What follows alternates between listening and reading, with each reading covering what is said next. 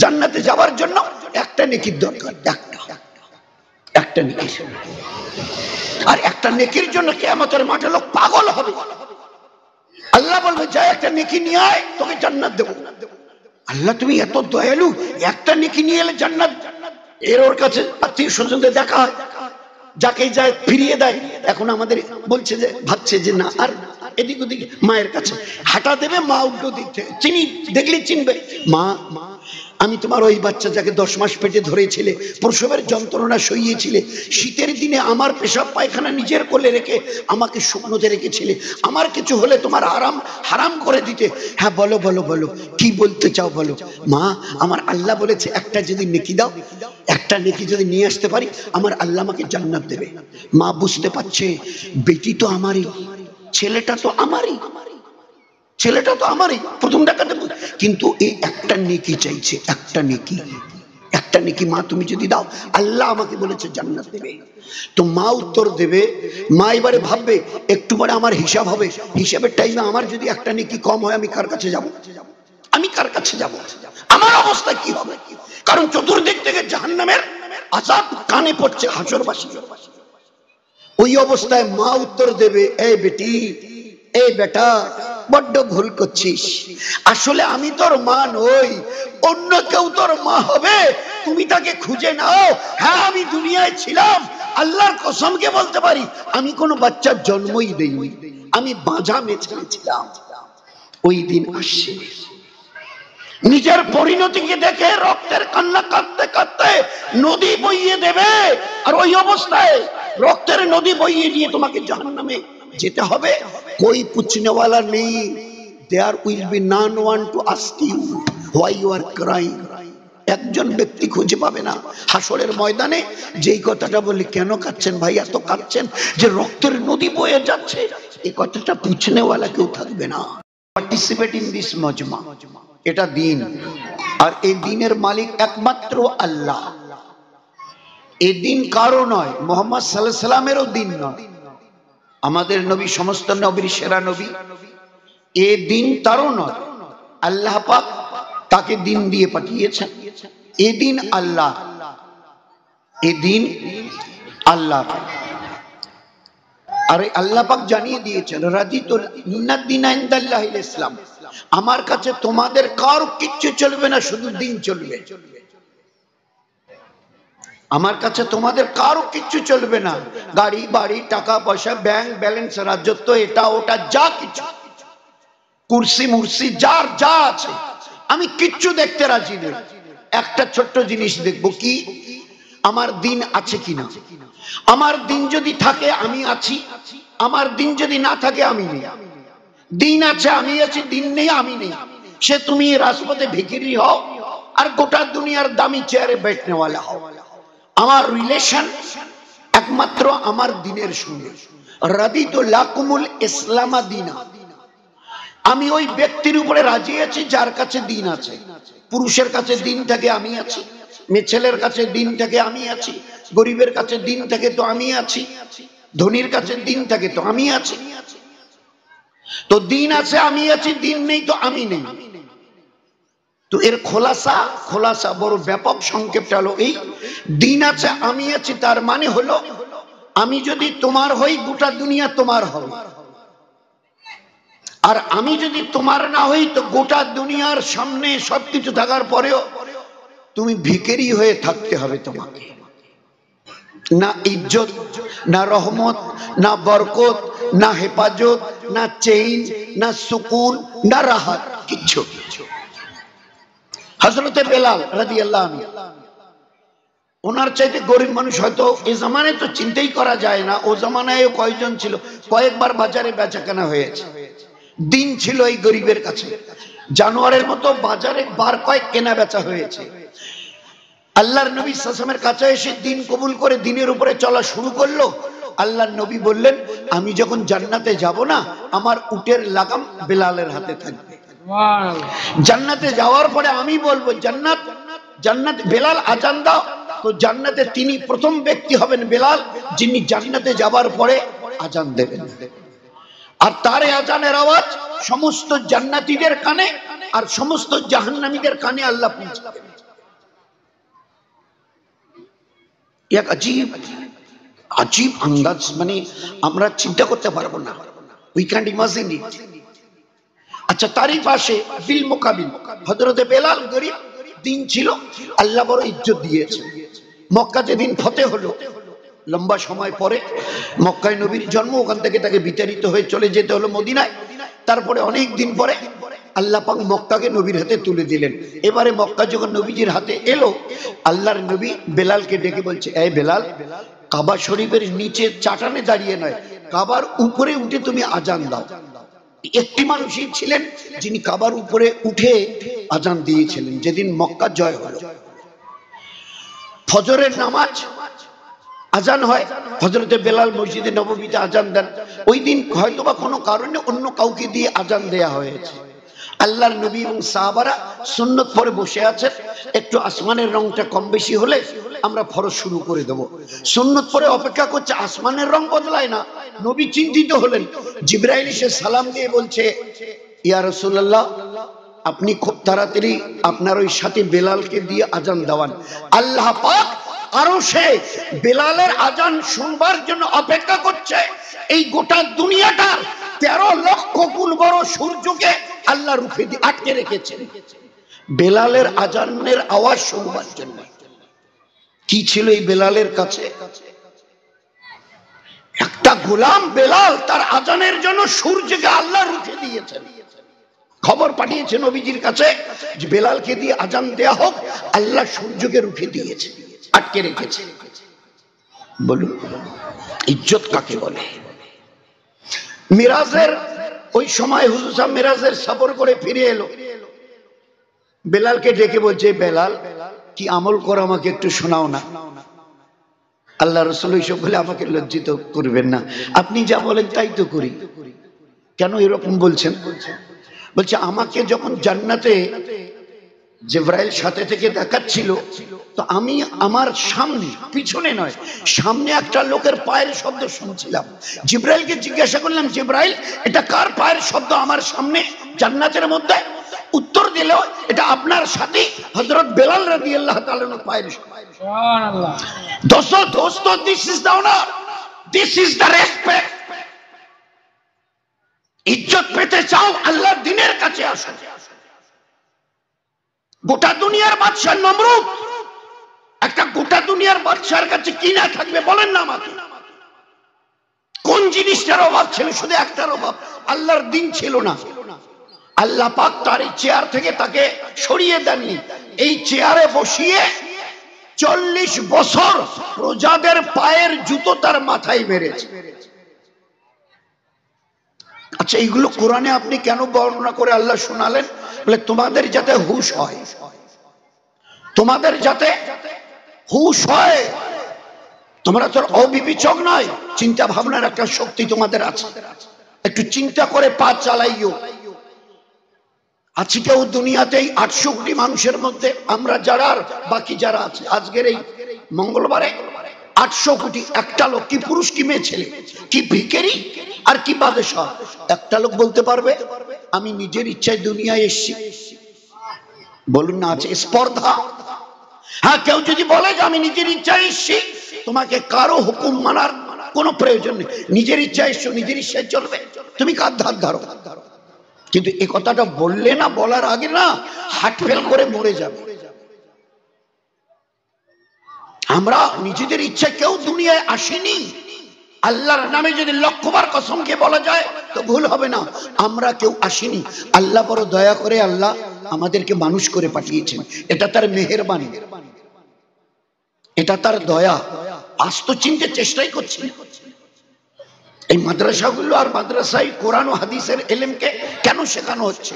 তুমি তোমার অস্তিত্ব সম্পর্কে ভালো করে জেনে নাও, কি তোমার পরিচয়, আগামী দিনের তোমার গন্তব্যের স্থল ভালো করে বুঝে নাও। আল কোরআন, ওই একটু সব মুফতি সাহেব বয়ান করছিলেন, বাচ্চা একটা হাফেজ হয়েছে। আল কোরআন, আল কোরআনটা কি? সিধা বাংলা। এ কোরআন শরীফটা কি? বলে মুসলমানের জীবনের আমালের বই। বাচ্চারা কথা বলিস, এ কোরআন শরীফটা কি? এটা মুসলমানের জীবনের আমালের বই। মুসলমান জীবনে কিভাবে দুনিয়াতে কিভাবে চলবে, from the day of your birth until the day of your death, জন্মের দিন থেকে মৃত্যু অবধি দুনিয়াতে কি করে চলবে তার এই ডিরেকশন কোরআন দিয়েছে। জন্ম থেকে মৃত্যু পর্যন্ত কিভাবে আমরা চলবো এর এই জন্য আল্লাহ কোরআনে কারীম আমাদের হাতে তুলে দিয়েছেন। কোরআনে কারীম মুসলমানের জীবনে বই, আমালের কিতাব। হুজুর আকরাম সাল্লাল্লাহু আলাইহি ওয়াসাল্লামের ব্যাপারে মা আয়েশাকে জিজ্ঞাসা করে, মা আয়েশা আপনি হুজুরের জীবনী সম্পর্কে কিছু আমাদের বলুন না। বলছে তোমরা কোরআন পড়োনি? তাহলে পড়েছি। বলে যা কোরআনে আছে তা নবীর জীবনে আছে, যা নবীর জীবনে আছে তা কোরআনে কারীমে আছে। তো আমরা কি করে চলবো এরই জন্য আল্লাহ পাক গাইডলাইন দিয়েছেন এই কোরআনে কারীম।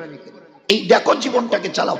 আর এটাকে বোঝাতে গিয়ে আমরা যেন ধোঁকা না খাই, এটাকে বোঝাতে গিয়ে কিছু পিছনের অতীতের কিছু ঘটনা, আগামী দিনের কিছু ঘটনা আল্লাহ মাঝে মাঝে খুলে বলেছে। দেখো নমরুদ গোটা দুনিয়ার বাদশা ছিল, আমার দিনকে তুচ্ছ তাচ্ছিল্য মনে করেছে, তার পরিণতি কি হয়েছে দেখে নাও। ফেরাউন মুলকে মিশরের বাদশা ছিল, নিজের পরিচয় দেশের লোককে শোনাতো, আনা রাব্বুকুমুল আলা। এ মুসা, এ হারুন, কোন রবের কথা, কোন আল্লাহর কথা বলছো? আমার চাইতে আরো বড় আল্লাহ কেউ আছে? আনা, আমি, রাব্বুকুমুল আলা, সমস্ত খোদার চাইতে দামি খোদা আমি। তো নিজেকে রব দাবি করতো। আল্লাহ পাক গোটা মিশরের বাদশাকে ওই নীল দরিয়ায়, যে নীল দরিয়া নিজের বাহাদুরি দেখিয়ে লোকের কাছে খোদা সেজেছিল, ওই নীল দরিয়ার পানিতে আল্লাহ পাক যেদিন তাকে চুবিয়ে মারছিল ওই দিনও টের পেয়েছে যে আজ আমি ধরা পড়ে গেছি।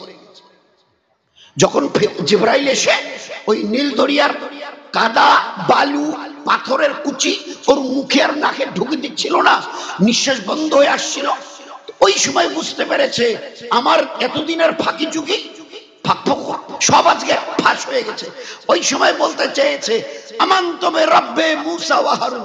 মুসা আলাইহিস সালাম আর হারুন আলাইহিস সালাম যে রবের কথা বলতেন সেই রবের উপরে আমি ঈমান আনছি। আল্লাহ বলছে এই সময়ের ঈমান আর কবুল হবে না।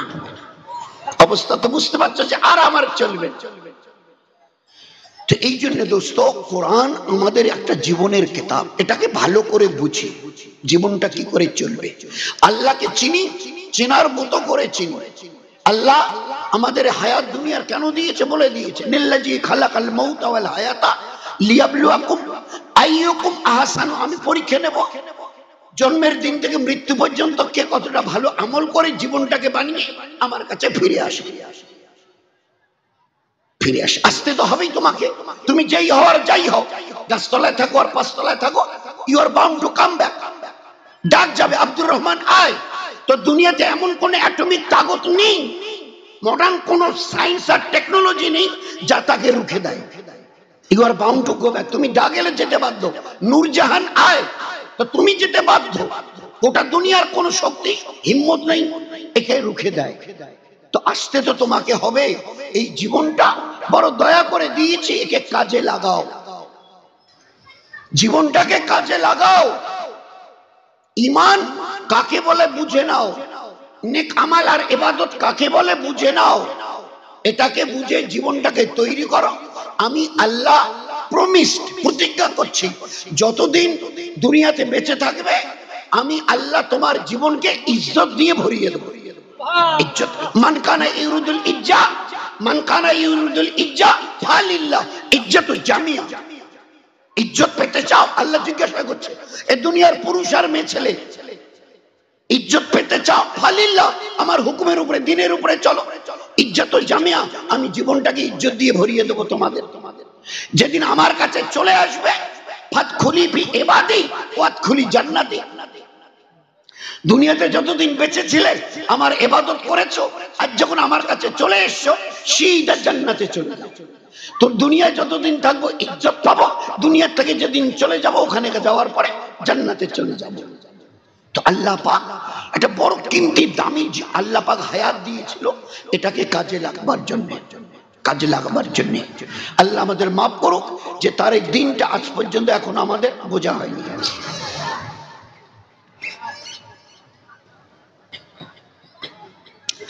এই জন্য এই দিনটাকে ভালো করে বুঝি, এই দিনটাকে খুব ভালো করে বুঝি। এই জীবন আল্লাহ দিয়েছে, ডাকেলে চলে যেতে হবে। এই হায়াতের একটাই উদ্দেশ্য, যে জীবনটাকে ইবাদত দ্বারা পরিপূর্ণ করে আমার কাছে। ও কোরআন বলছে আজরাইল তোমার কাছে যাবে, দেখতেই হবে আজরাইল। কুল্লু নাফসিন যায়কাতুল মউত, every soul will test of death, মৃত্যু আসবেই। তো মৃত্যু তোমার হবে অবধারিত, কিন্তু ওই সময় আল্লাহ একটা কথা বলেছেন, খবরদার আসিস না, আসিস না। এ আল্লাহ, এ তোমার কেমন কথা? তুমি না একটু আগে বললে মরতে তোমাকে হবে, ফের বলছো আসিস না। বলে হ্যাঁ, কথাটা শেষ করতে দাও। অতক্ষণ পর্যন্ত কবরে আসিও না যতক্ষণ পর্যন্ত মুসলমান হওনি। লাতা মৌতুন না, লাতা মৌত, তোমার যেন মৃত্যু না আসে অতক্ষণ। কতক্ষণ? যতক্ষণ আনতুম মুসলিমুন, মুসলমান যতক্ষণ হওনি। মুসলমান মানে, মুসলমানের বাংলা অর্থ হচ্ছে মাননেওয়ালা। মুসলমানের বাংলা অর্থ হচ্ছে মাননেওয়ালি। আল্লাহ এবং তার নবীকে যতক্ষণ মাননেওয়ালা ওয়ালি হও নাই, কবরে আসিও না। কারণ এ কবরের আযাব তো কোনোদিন দেখোনি, বরদাস্ত করতে পারবে না। It's beyond your imagination. তুমি ধারণা করতে পারবে না এ কবরে কি আছে। মৌতের ঝটকা কত কঠিন, এই বেঁচে থাকা অবস্থায় তুমি চিন্তা করতে পারবে না। আসতে তো তোমাকে হবে, কিন্তু জীবনটাকে বানিয়ে নিয়ে চলে আসে। বানিয়ে আজ তো আমাদের গোটা ভারতবর্ষের হিসাব, খালি বেঁচে আছি উপরওয়ালার দয়া। সারা ভারতবর্ষের হিসাব, মুসলমানের অবস্থা 100-র মধ্যে 15 জন নামাজি, 85 জন নামাজের বাইরে। একদম নিট অ্যাসেসমেন্ট, পরিষ্কার হিসাব। পুরো ভারতবর্ষের মুসলমানের ছবিটা কি, যে 100-র মধ্যে 15 জন নামাজি আর 85 জন নামাজের বাইরে। বলুন আল্লাহ নবী কি বলতেন? ইমানের পরে সর্বপ্রথম আমার উম্মতের জন্য আল্লাহ নামাজকে ফরজ করে দিয়েছে। কোরআন শরীফের প্রথম পাতায়, সূরা ফাতিহার পরে যে প্রথম পাতাটা, ওই পাতাতেই আল্লাহ পাক আল্লাহওয়ালাকে, ইমানদারকে তার পরিচয় করিয়েছেন। মুত্তাকি কে? আল্লাহওয়ালা।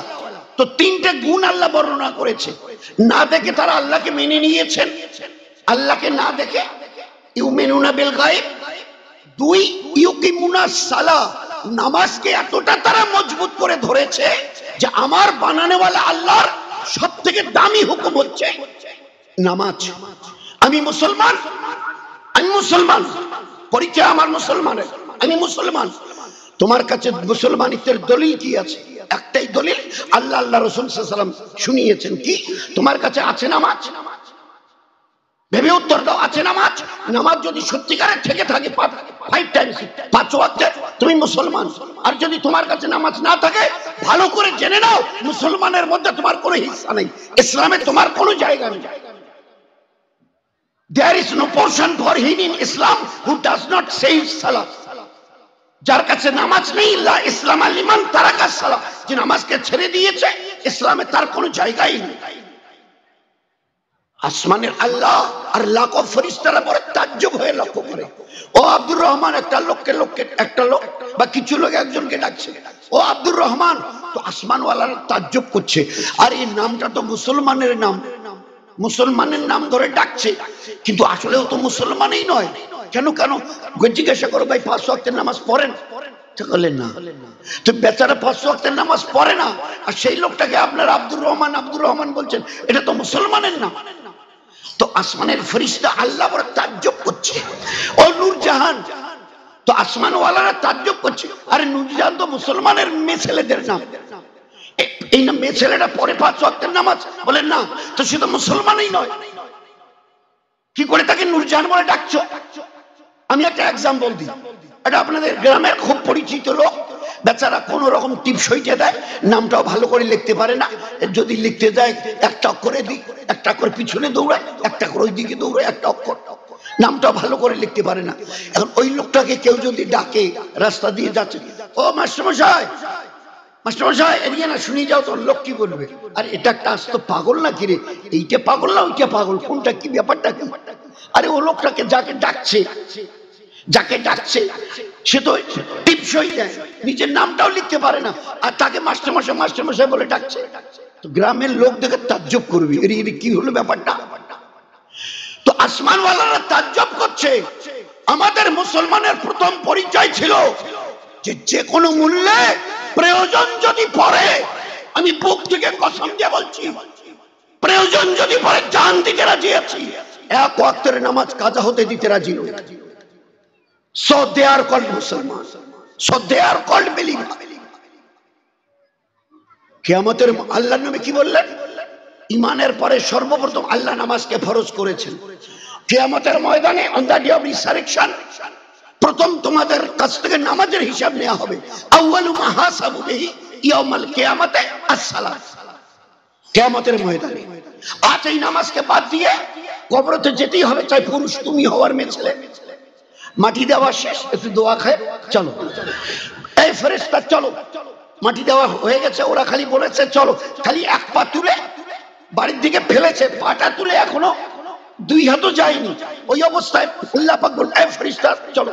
মুনকির নকির নামে দুই ফেরেশতা এসে কবরে ঢুকে যাবে, জিজ্ঞাসা করবে, জিজ্ঞাসা ছোট্ট ছোট্ট তিনটা প্রশ্ন। রব, দিন, নবী। রবকে, দিন কি, নবীকে? সময় 40, 60, 80, 90, 100 বছর তোমাকে হায়াত দিয়েছি আমি, তোমার মেহেরবান আল্লাহ। এই তিনটা শর্ট কোশ্চেনের, ছোট্ট প্রশ্নের উত্তরটা তৈরি করে আসবে। আমার পেয়ারা রাসূল উম্মতকে চুপকে চুপকে বলে দিও, উত্তর কিন্তু এই, রব আল্লাহ, দিন ইসলাম, নবী মুহাম্মদ সাল্লাল্লাহু আলাইহি ওয়াসাল্লাম। দুনিয়াতে এমন কোন মাস্টারমশাই খুঁজে পাবেন না, সাহেব মাস্টারমশাইয়ের কাছে 500 টাকা মাসে বেতন দিয়ে প্রাইভেটে যদি পড়েন, এই কথা বলবে না এই বাকি এতটা পড়ার দরকার নেই, এই এই কোশ্চেন করা হবে, আমি তো কোশ্চেন করব, এই যে এই উত্তর কয়টা ঠিক করে রাখিস, ও কথা বলবে না। জানে যে একটা মানে বিবেচনা বলে একটা, বিবেক বলে একটা জিনিস আছে। কিন্তু আপনার আমার আল্লাহ এত দয়ালু, প্রশ্ন কি করা হবে তাও জানিয়ে দিয়েছেন, উত্তর কি হবে তাও বলে দিয়েছেন। আধা কয়েক সেকেন্ডের প্রশ্ন, আর কয়েক সেকেন্ড মিনিট লাগে না।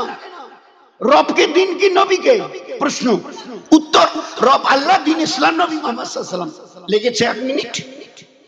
এতটুকু তৈরি করে আসিস ইমানের দ্বারা, ইবাদতের দ্বারা, আখলাকের দ্বারা, নবীর পেয়ারি সুন্নতের দ্বারা, আর নিজের জবানের হেফাজতের দ্বারা, যদি মেয়ে ছেলে হোক পর্দা পুশিদার দ্বারা, বাচ্চাদের সুন্নত তরিকায় তালিম এবং তরবিয়াতের দ্বারা, বাড়ির এবং তাড়ির লোকের সঙ্গে মিষ্টি মধুর ব্যবহারের দ্বারা জীবনটাকে তৈরি করে নিয়ে চলে আসে। যদি উল্টো সিধা হয়, প্রশ্নের উত্তর কি দিবে?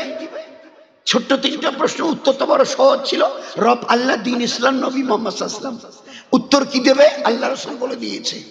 ওই পুরুষ ওই মেয়ে ছেলে উত্তর দেবে লা আদরি, জানি না, বলতে পারবো না। আমার ছেলেটা ক্লাস 6-এ পড়ে, এখন আর বই হাতে করে নিয়ে স্কুলে যাওয়ার, আর সেদিন বইয়ে গেছে একটা বড় ব্যাগে 6-7টা সাবজেক্টের এইরকম একটা করে বই ব্যাগে ঢুকিয়ে পিঠে ঝুলিয়ে নিয়ে যেতে হয়। 1 বছর পরে না দেখে পরীক্ষা দিতে হয়। আপনার আমার ওই আল্লাহ কত দয়ালু, একটা লম্বা হায়াত আল্লাহ দিয়ে রেখেছেন, 60, 80, 100 বছরের। এই 3টা প্রশ্নের উত্তর তৈরি করে চলে আসিস। এ কি বললো? লা আদরি। আল্লাহ বলবে এ ফেরেশতা, উত্তরটা শুনিসনি, দেখছো কি? ওর কবরের 99টা বিষাক্ত সাপ পাঠিয়ে দাও। শুরু হলো মজা, খেল। এই সাপ প্রথম জিজ্ঞাসা করবে, ভালো করে শুনিনি আমরা, আমাদের মা বোনেরা, এটা আমার কথা নয়, কোন মাওলানা মুফতি সাহেবদের বয়ান নয়, আল্লাহ রাসূল বলছে। এই সাপগুলো জিজ্ঞাসা করবে, ফজর পড়েছো না? আল্লাহ রাসূল একসঙ্গে 90 থেকে 99টা সাপ তাকে দংশন করবে। বিষে এতটা অস্থির হবে 70 হাত মাটির নিচে তলিয়ে যাবে। এসব খুলবার সময়ের দরকার, সময় বড় আমাদের খুব শর্ট। গোটা দুনিয়ায় যত বিষাক্ত সাপ আছে একখানে জমা করে একটা লোককে যদি ঠোকায়, সমস্ত দুনিয়ার বিষাক্ত সাপ যত বিষে অস্থির হোক, 2 আঙ্গুল মাটির নিচে তলাবে। ভাই তলাবে। ভালো করে চিন্তা করি, try to understand what will be the position will arise when I will be live in the grave. আমাকে তো অন্ধকার কবরে শুইতে হবে। চিল্লাতে চিল্লাতে যদি গলা ফাটিয়ে ফেলো, দেয়ার ইজ নান ওয়ান, কেউ যাবে না। দুই হাত উপরে মাটিতে, মাটির উপরে তোমার বাবা মা ভাই বোন সবাই চলছে, there will be none one, কেউ থাকবে না, কেউ নেই, আর কোনো কিছুই নেই তোমার কাছে। ওই দিন তোমার পরিণতি কি হবে? আল্লাহ রাসূল কি বললেন? সবগুলো জিজ্ঞাসা করবে ফজর পড়েছো? না। তো একসঙ্গে 90টা থেকে 99 দংশন করবে, ঠোকাবে, বিষের জ্বালায় 70 হাত মাটির নিচে তলাবে। জোহরের সময় নখ দিয়ে টেনে তুলে জিজ্ঞাসা করবে জোহর পড়েছো? না। আবার একসঙ্গে ঠোকাবে 70 হাত। ফের আসরে, আসর বলে না, ফের দংশন, ফের মাটির 70 হাত মাটির নিচে, আবার মাগরিবে। দিনে কবার? এবার দিন রাতে কবার? 5 বার করে ঠোকাবে, আর ওইভাবে মাটির নিচে তলাবে, আর নখ দিয়ে বের করে আবার জিজ্ঞাসা করে ঠোকাবে। এইভাবে দিনে যদি 5 বার করে ঠোকায়, আর কিয়ামত পর্যন্ত, টিল দা ডে অফ কিয়ামত, কত হাজার লক্ষ বছর পরে কিয়ামত আসবে আল্লাহই জানে। তো তোমার আমার আমাদের পরিণতি কি হবে ওই দিন? এখানে যদি একটা ঢোড়া সাপের খালি বাচ্চা বেরোয় না, কোনো বাপের বেটা বাহাদুরের হিম্মত নেই একটা একটুকু ঢোড়া সাপের বাচ্চাকে দেখে চুপ করে বসে থাকে, খালি ডাকার ওরে বাপরে সাপ সাপ, তো হইচই পড়ে যাবে, হইচই, পালাবার কোনো রাস্তা নেই। 99টা সাপ নবীজি পরিচয় করাচ্ছে, ওই 99টা সাপের একটা সাপ দুনিয়ার দিকে মুখ করে ঠোকাবে না, একটু যদি মুখের বাতাস ছেড়ে দেয়, ওই বাতাসে এত বিষ রয়ে গেছে যে গোটা দুনিয়ার গাছপালা তো দূরের কথা, ঘাস পর্যন্ত গোছাবে না, জ্বলে ছাই হয়ে যাবে। ও ঈমানওয়ালা পুরুষ, ও ঈমানওয়ালি মা বোন, দিলকে জিজ্ঞাসা করো, আজ যদি আল্লাহর এই হুকুমকে আর সর্বশ্রেষ্ঠ হুকুমকে খেলায় খেলায় নষ্ট করো, কাল তোমার কবরে পরিণতি কি দাঁড়াবে? প্রতিদিন 5 বার করে 99টা সাপ একসঙ্গে, আর এইভাবে কিয়ামত পর্যন্ত। 1 2 আল্লাহ বলবে ওর কবরে জাহান্নামের আগুন জ্বালিয়ে দাও। 3 দুই দিকের কবরের মাটি চাপিয়ে দাও। আল্লাহ রাসূল সাহাবাদের একথা বলতে গিয়ে 2 হাত আর আঙ্গুলগুলো এইভাবে করে দেখিয়ে দিয়েছে, একদিকের বুকের হাড় আর একদিকের বুকের হাড়ের সঙ্গে এইভাবে ঢুকে যাবে। 3টা কোশ্চেনের উত্তর না দিতে পারার এই আযাব কিয়ামতের। এরপরে মউতের একটা তো আযাব ছিলই, এটা কবর, কবরের পরে কিয়ামতের মাঠ, হাসরের ময়দান, যেখানে পরিপূর্ণ হিসাব নিকাশ হবে। Second question will be asked there. Oh, those you are the youth of this ummah, how did you pass the period of your youth? Oh, জওয়ানেরা,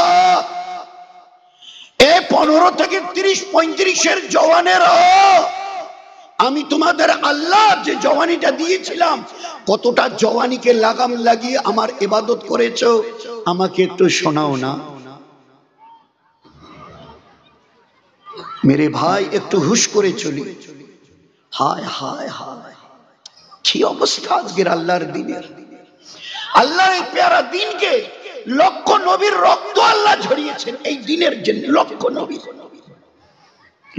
নবীর রক্ত ঝরিয়েছে। কি বলেছে, কি বলে সান্ত্বনা দিয়েছে?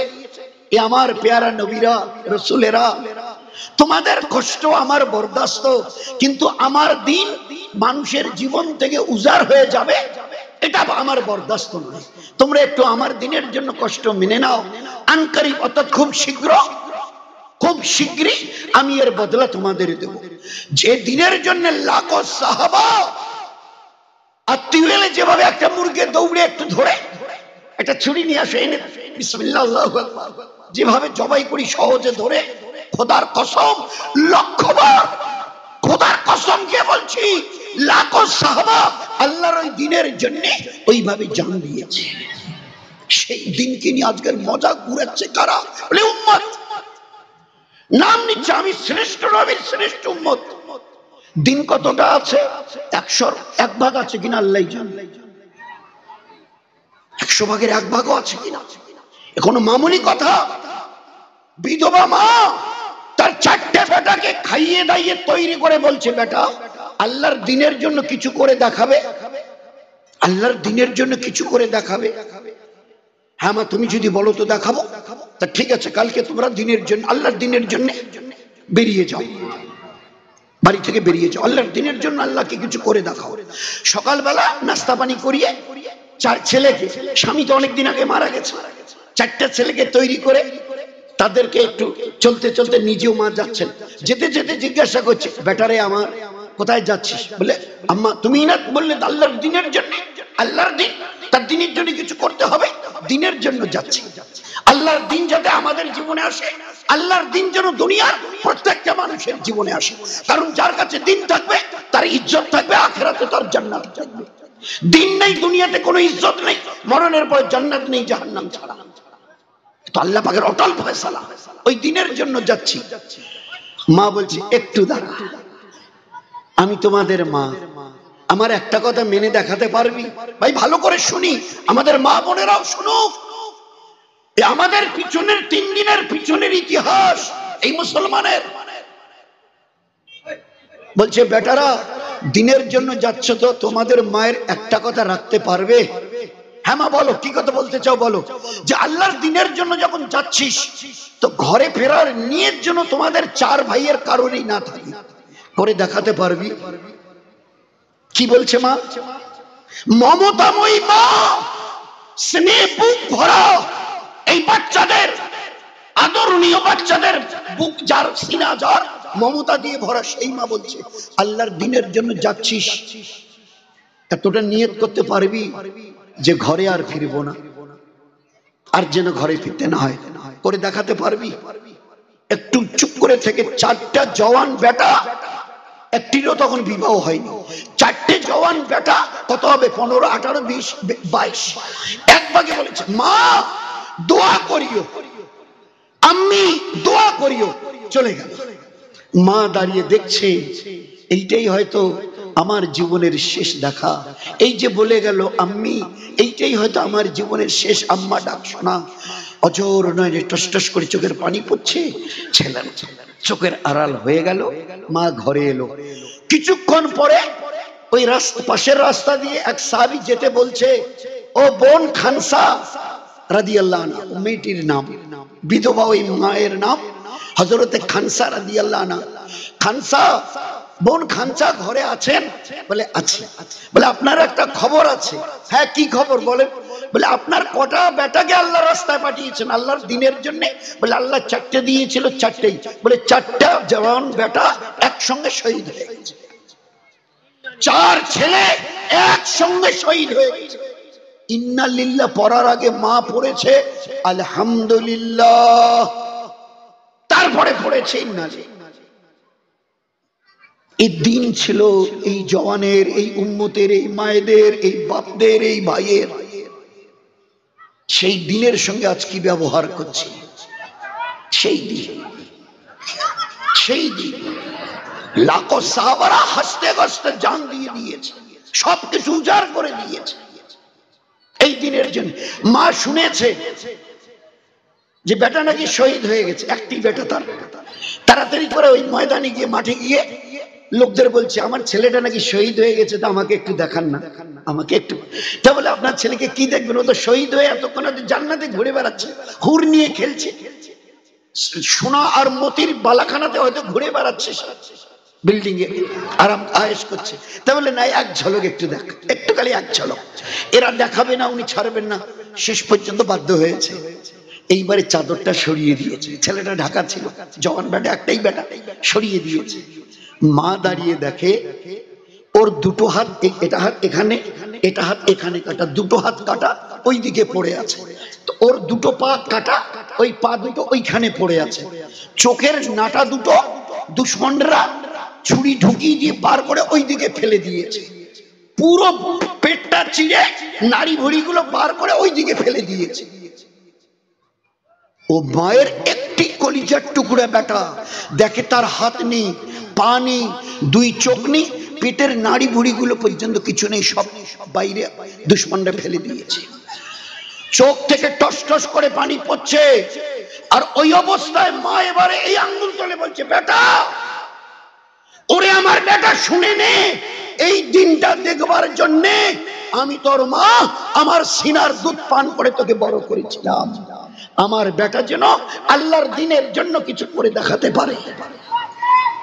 মা জৈসি বেটা ऐसा, আল্লাহ দেখিয়ে দিয়েছে। দুধ পিতা হুয়া বাচ্চা মায়ের দুধ পায়, দুধ খায়, মাস কয়েকের বাচ্চা।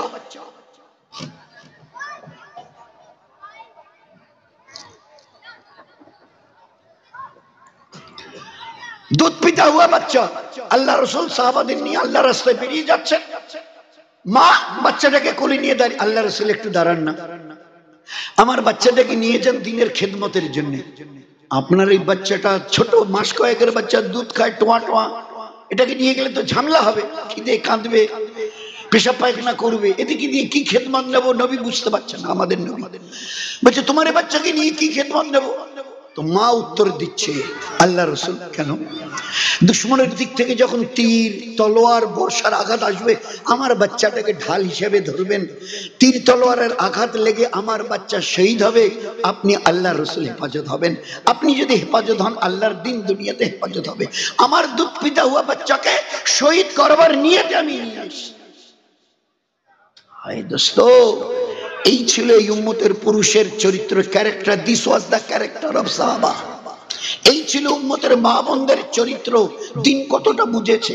একজন সাহাবা লাখের ঊর্ধ্বে, একজন সাহাবাদের পুরুষ আর মেয়েদের 5 ওয়াক্ত নয়, তাহাজ্জুদ কাজা করার কেউ খবর পেয়েছেন? 1 বছর আল্লাহ তাহাজ্জুদ ফরজ করে দিয়েছিল, এরা যেন এর আদি মনে আর জীবনে যেন তাহাজ্জুদ কাজা না করে। আজকের তাহাজ্জুদ দূরের কথা, একটু আগে খবর শোনানো হলো, শতকরা 15 জন নামাজি, 85 জন বাইরে। এই অবস্থায় যে আল্লাহ আমাদের এখনো বাঁচিয়ে রেখেছে, এটা উপরওয়ালার দয়া। এই জন্য মাদ্রাসাগুলোর দিকে একটু নজর দিই। এক আল কোরআন এ কোনো মখলুক নয়, চিউটি ছোট্ট পিঁপড়া থেকে জিবরাইল, আমাদের নবী পর্যন্ত সব মখলুক। আল্লাহর পাক কালাম এটা মখলুক নয়, আমার মাওলার মুখ নিঃসৃত বাণী, এ মখলুক নয়। এর মর্যাদাই আল্লাহ। আল্লাহ বড়, তার কিতাব বড়, তার দ্বীন বড়।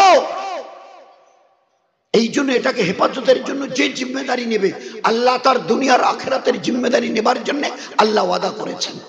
আল্লাহ ওয়াদা করেছেন, যার এক একটা করে অক্ষর নূর দিয়ে ভরা, আল ইলমু নূর, যার এক একটা করে অক্ষর হেদায়েত দিয়ে ভরা, হুদাল লিন-নাস, এর এক একটা করে অক্ষর আজর ও নেকি দিয়ে ভরা, বেশুমার।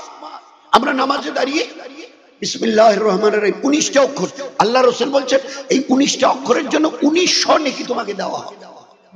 1900। জান্নাতে যাওয়ার জন্য একটা নেকির দরকার, একটা নেকি। আর একটা নেকির জন্য কিয়ামতের মাঠে লোক পাগল হবে। আল্লাহ বলবে যা একটা নেকি নিয়ে আয়, তোকে জান্নাত দেব। আল্লাহ তুমি এত দয়ালু, একটা নেকি নিয়ে এলে জান্নাত। এর ওর কাছে আত্মীয় স্বজনদের দেখা হয়, যাকে যায় ফিরিয়ে দেয়। এখন আমাদের বলছে যে, ভাবছে যে না আর এদিক ওদিক, মায়ের কাছে হাঁটা দেবে, মা উল্টো দিক থেকে চিনি দেখলে চিনবে, মা আমি তোমার ওই বাচ্চা যাকে 10 মাস পেটে ধরেছিলে, প্রসবের যন্ত্রণা সইয়েছিলে, শীতের দিনে আমার পেশাব পায়খানা নিজের কোলে রেখে আমাকে শুকনোতে রেখেছিলে, আমার কিছু হলে তোমার হারাম করে দিতে। হ্যাঁ বলো বলো বলো, কি বলতে চাও বলো। মা আমার আল্লাহ বলেছে একটা যদি নেকি দাও, একটা নেকি যদি নিয়ে আসতে পারি, আমার আল্লাহ আমাকে জান্নাত দেবে। মা বুঝতে পারছে বেটি তো আমারই, ছেলেটা তো আমারই, ছেলেটা তো আমারই, প্রথম দেখাতে, কিন্তু এই একটা নেকি চাইছে, একটা নেকি, একটা নেকি মা তুমি যদি দাও, আল্লাহ আমাকে বলেছে জান্নাত দেবে। তো মা উত্তর দেবে, মা এবারে ভাববে একটু পরে আমার হিসাব হবে, হিসাবের টাইমে আমার যদি একটা নেকি কম হয়, আমি কার কাছে যাব? আমি কার কাছে যাব? আমার অবস্থা কি হবে? কারণ চতুর্দিক থেকে জাহান্নামের আযাব কানে পড়ছে, হাসরবাসী। ওই অবস্থায় মা উত্তর দেবে, এই বেটি, এই বেটা, বড্ড ভুল করছিস, আসলে আমি তোর মা নই, অন্য কেউ তোর মা হবে, তুমি তাকে খুঁজে নাও। হ্যাঁ আমি দুনিয়ায় ছিলাম, আল্লাহর কসমকে বলতে পারি আমি কোনো বাচ্চার জন্মই দেইনি, আমি বাঁঝা মেয়ে ছিলাম। ওই দিন আসছে, নিজের পরিণতিকে দেখে রক্তের কান্না কাঁদতে কাঁদতে নদী বইয়ে দেবে, আর ওই অবস্থায় রক্তের নদী বইয়ে নিয়ে তোমাকে জাহান্নামে যেতে হবে। कोई पूछने वाला नहीं, there will be none one to ask you why you are crying, একজন ব্যক্তি খুঁজে পাবে না হাসরের ময়দানে যেই কথাটা বলি, কেন কাঁদছেন ভাই, এত কাঁদছেন যে রক্তের নদী বয়ে যাচ্ছে, এই কথাটা পুছনেওয়ালা কেউ থাকবে না। তার আগে থেকে জীবনটাকে সামলাই, কি করব সংক্ষেপে শেষ করে। এই মাদ্রাসাগুলোর দিকে নজর। মানুষ সবার দুটো জিনিস আল্লাহ দিয়েছে, কোরআন ও হাদিসের ইলম, আর বাকি যেগুলো এলেম সরে সরে ক খ এবিসিডি, এখান থেকে শুরু করে হার্ভার্ড আর অক্সফোর্ড আর ক্যামব্রিজ ইউনিভার্সিটি পর্যন্ত কোন বাবা মা ছেলেকে যদি ওই ডিগ্রি নিয়ে এনে 50 লক্ষ টাকার চাকরি ছেলে মেয়েকে দেয়, আর আমরা যদি সবই নিয়ে হাত জোর করে যদি জানতে চাই, সত্যি আপনাদের গর্ব করার মতো, আপনারা একটা কিছু করেছেন গর্ব করার মতো। ছেলে আর মেয়েকে হার্ভার্ড, অক্সফোর্ড, ক্যামব্রিজ ইউনিভার্সিটির শেষ, দুনিয়ার শেষ ডিগ্রি ছেলে মেয়েকে দিয়ে এনেছেন, বাবা।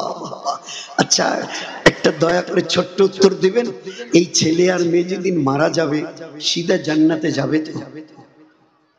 যাবে তো?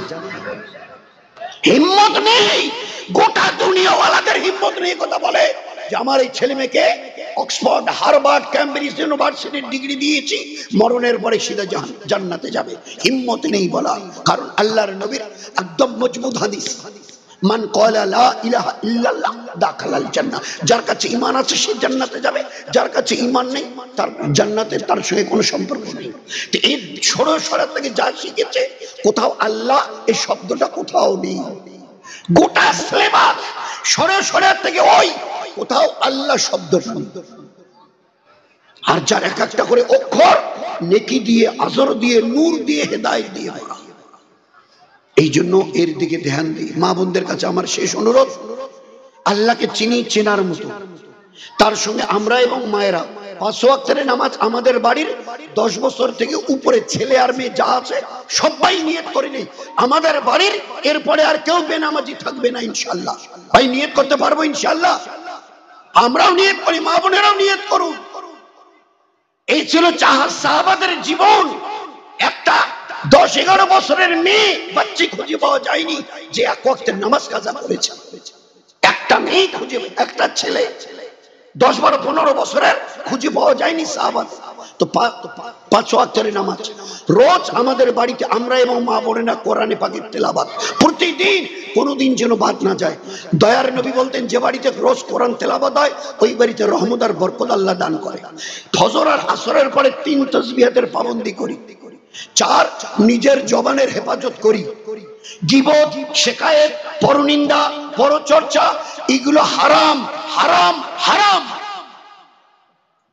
হারাম। আমি অথবা আমাদের মা বোনেরা অপরের পরনিন্দা, পরচর্চা, গীবত, শিকায়েত যদি করি না, তার চাইতে উত্তম, মা আপনার জওয়ান বেটা আছে বলে হ্যাঁ আছে, কয়টা বলে 3টে জওয়ান বেটাকে দেখে মা আপনি যদি জেনা করেন ওতেও আপনার ওই গুনাহ হবে না, অপরের পরনিন্দা, পরচর্চা, গীবত করার কারণে যে গুনাহ হচ্ছে। আমাদের কাছে এর কোনো জবাবই নেই যে গীবত কত বড় গুনাহ, পরনিন্দা কত বড় গুনাহ। তো নিজের জবানের হেফাজত, আল্লাহ জবান দিয়েছে একে অপরকে সালাম দাও, বাড়িতে বাচ্চা বাচ্চিদের বারবার সালাম দিয়ে এদেরকে আদত বানাও। মা বোন নিজেরা, শাশুড়ি সাহাবাদের মা বেটিকে বেটি, মাকে শাশুড়ি, বউকে বউ, শাশুড়িকে একার করতে আসসালামু আলাইকুম, আছে মেজাজ। বাচ্চাদেরকে কোথায় কোথায় আল্লাহ আল্লাহ, এবারটা আল্লাহ বল, হাতে কিছু দিয়ে আগে বিসমিল্লাহ বল, মুখে দিবে অথবা বাচ্চার হাতে দিবে আগে বিসমিল্লাহ বল, আগে বিসমিল্লাহ বল। একটা 1 বছরের বাচ্চা দাঁড়িয়ে পেশাব করছে, দৌড়ে গিয়ে মা দৌড়, না বাবা না না না, এভাবে দাঁড়িয়ে যদি পেশাব করো আল্লাহ রাগ হবে, আমাদের বাড়ির বরকত কেড়ে নেবে। একটা মেয়ে 1 বছরের পূব পশ্চিম দিকে মুখ অথবা পিছন করে পেশাব পায়খানা করছে, মা দৌড়ে গিয়ে জড়িয়ে ধরে বলছে, না মা না না, পূব পশ্চিম দিকে মুখ করে পেশাব পায়খানা করলে না আল্লাহ রাগ হয়, আমাদের বাড়ির বরকত কেড়ে নেয়। 2 দিক বাদ দিয়ে অন্যদিকে মুখ করে পেশাব পায়খানা করতে হয়, শিখিয়েছি। আমাদের বাড়িতে কেউ এলে গেলে সাহাবাদের মায়েরা বলতো, তোমার নানু আসছে, খালা খালু আসছে, যাও গিয়ে সালাম দাও। 1-1.5 বছরের বাচ্চাকে আমরা শেখাতে পেরেছি। 5, 6, 8, 10, 15 বছরের মেয়েটাকে বলতে পেরেছি, বেটি আল্লাহ তোকে ঈমান ওয়ালি বানিয়েছে, ঈমান ওয়ালি, আল্লাহ তোকে ঈমান ওয়ালি বলে, তুই মাথায় একটা রুমাল দিয়ে বেরিয়ে যা, একটা ছোট্ট ওড়নাও থেকে মাথায় দিয়ে শেখাতে পেরেছি। তো আপনাদের 5 ওয়াক্তের নামাজ, রোজ কোরআনের তেলাওয়াত, সকাল বিকাল তাসবিহাতের পাবন্দি, নিজের জবানের হেফাজত, আল্লাহ আপনাদের শরীরটাকে বড় দামি বানিয়েছে, এই জন্য ঢাকতে বলেছে। পর্দা ফরজ, পর্দা ফরজ, বেপর্দায় থাকা গুনাহ কবিরা। আপনাদের মাথার চুল যদি অন্য পুরুষে দেখে বেগানা, মাথায় যতগুলো চুল আছে অতগুলো সাপ জাহান্নামে তৈরি করবে আল্লাহ ঠকাবার জন্য। বাচ্চাদের সুন্নত তরিকায় তালিম তরবিয়াত, বাড়ির এবং টাড়ির লোকের সঙ্গে মিষ্টি মধুর ব্যবহার, মিষ্টি মধুর ব্যবহার। খালি একদিন স্বামী স্ত্রী, নবী আর সময় দেখো বাকি আছে, স্বামী আর স্ত্রী শুয়ে আছে, আল্লাহ রাসূল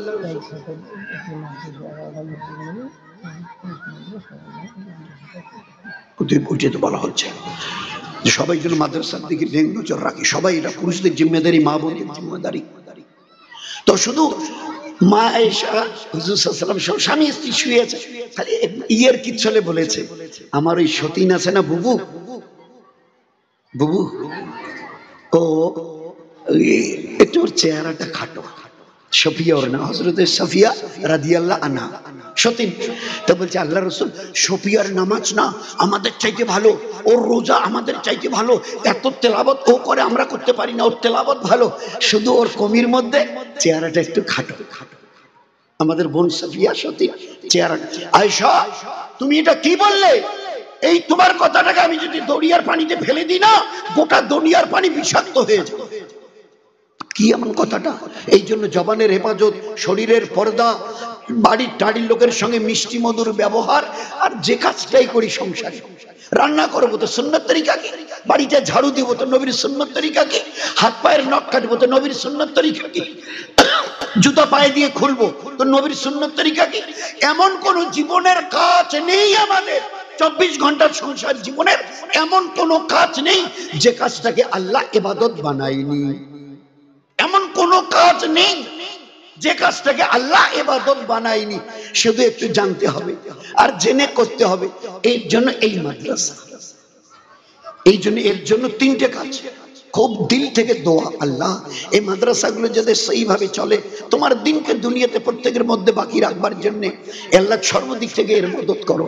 2 যখন যেখানে যেরকম প্রয়োজন হয় অর্থ করি দিয়ে একটু সাহায্য করি। 3 নিজেদের বাচ্চা বাচ্চাকে দেওয়ার চেষ্টা করি, আত্মীয় স্বজনের বাচ্চাদেরকে কালেকশন করে দিই। তো 3টে কাজ করি আর দোয়া করি আল্লাহ যেন এই মাদ্রাসাগুলোকে সেইভাবে চলবার পুরো তরতিব আল্লাহ দুনিয়াতে কায়েম করে। আমাদের নবী বলতেন আল্লাহ 2টো জিনিস দিয়ে আমাকে দুনিয়ায় পাঠিয়েছে, একটার নাম হচ্ছে ইলম, একটার নাম হচ্ছে হেদায়েত। চেষ্টা করবো ভাই ইনশাআল্লাহ, সবাই চেষ্টা করবো ইনশাআল্লাহ। এর জন্য দিল থেকে দোয়া, মেহনত, আর যখন যেরকম একটু অর্থকরীর প্রয়োজন হবে, ঘর দরজা এটা ওটা, আর যার যেরকম ইস্তেদাদ আছে আমাদের জন্য আল্লাহ করার জন্য তৌফিক দেয়। এর জন্য আমরা সবাই দিল খুলে এর জন্য দোয়া চাইব, করবো চেষ্টা ইনশাআল্লাহ। আসসালামু আলাইকুম ওয়া রাহমাতুল্লাহি ওয়া বারাকাতুহু। ওয়া আখির দাওয়ানা আনিল